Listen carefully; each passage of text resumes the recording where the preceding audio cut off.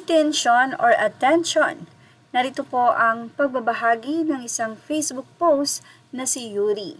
Mula sa kanyang naging pahayag, alam kong aware ang lahat sa kabi-kabilang issues, lalo na ngayon kay Josh.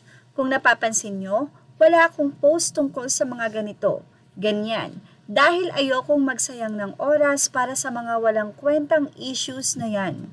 Please, my advice is to stop engaging sa mga ganoong posts dahil sa totoo lang wala din niyang patutunguhan.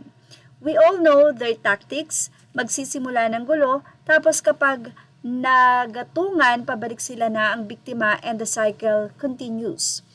Walang mawawala sa atin at sa SB19 kahit anumang issues ang ipopost nila dahil wala namang katotohanan ang mga yon. Pero sila mawawalan kapag hindi natin pinagtuunan ng pansin at yon ang engagement. Kapag pinansin mo, mas lalo lang yang gaganahang mag-post para i-trigger ka, lalo na ang ending, mas napagtutuunan natin sila ng atensyon imbes na nasa SB19. Engagement is still engagement. Isa pa sa rason kung bakit hindi ako nagpo-post patungkol dyan ay dahil ginawa ko tong account for SB19, hindi para sa mga utak talangka na yan. Patuloy ng nasabing mensahe, imbes na mag-engage kayo sa mga negatives, why not ibuhos nyo ang inis sa pag-stream, pagboto at pag-promote sa ating mahalima. Trust me, kapag hindi nyo pinansin ang mga yan, sila mismo ang titigil. Marami nang napatunayan ng SB19, hindi na natin kailangan ng opinyon ng mga ganong klaseng pag-iisip. Alam kong gusto natin silang protektahan pero sa ngayon, mas magandang wag na lang mag-engage dahil mai-stress lang kayo diyan. Kada kita nyo sa mga posts, gawin yung motivation para mag-stream, bumoto at mag-promote sa SB19. Sa totoo lang, natatawa ako kapag may nagpa-public apology dahil na-call out. I do not see the sincerity sa mga nagpa-public apology. Imagine, may pagkakataon silang mag-isip kung ano ang epekto niyan, pero ginawa pa din. At saka lang maglalabas ng public apology kapag naapektuhan na din sila.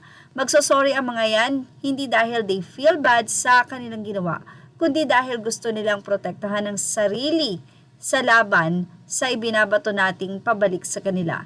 Not all, but I know, meron. Say pa niya, baka nga pinagtatawanan lang tayo ng mga yan. Again, focus lang tayo sa SB19. Ika nga nila, actions speak louder than voice. Kaya wag nang magsayang ng oras para mag-explain sa kanila about sa achievements ng mahalima. Alam nila yan, imposibleng hindi. Pinipili lang nilang maging mangmang dahil alam nilang kumakagat din tayo. I'm not a big account, but I want to use this to promote positivity. Pero syempre, naiinis din po ako, hahaha. Sarap nilang tirisin eh. Nagpipigil lang ako dahil sino ba sila para bigyan ng atensyon.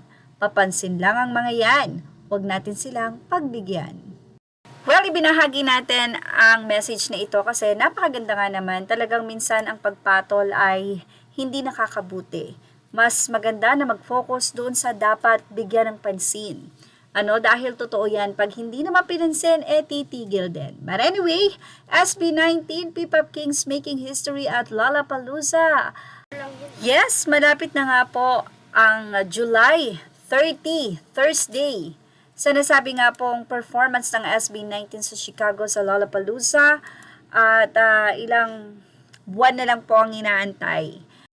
Sobrang mapagmahal ang mga SB19 members.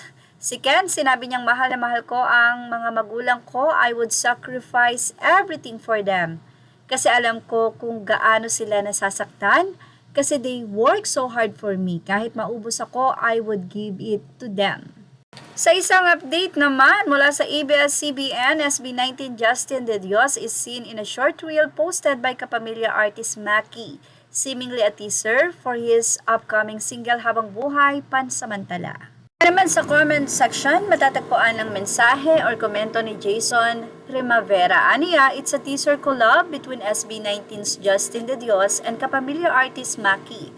Ano ang nangyari? Nag-post si Maki ng short reel sa IG showing Justin. Mukhang part ito ng pang-promo para sa upcoming single ni Justin.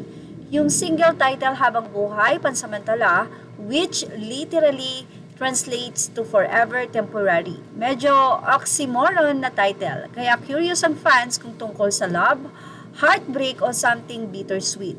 Release date May 24, 2026. Tinawag din nila itong The Pink Song, so expect mo na pink ang theme ay aesthetic ng MV or promo.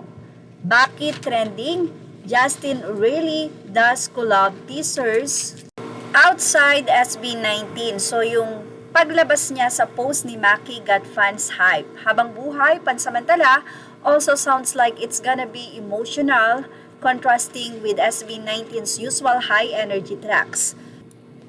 Images are all credit to the rightful owners. Thank you for watching. Please like, share, and subscribe.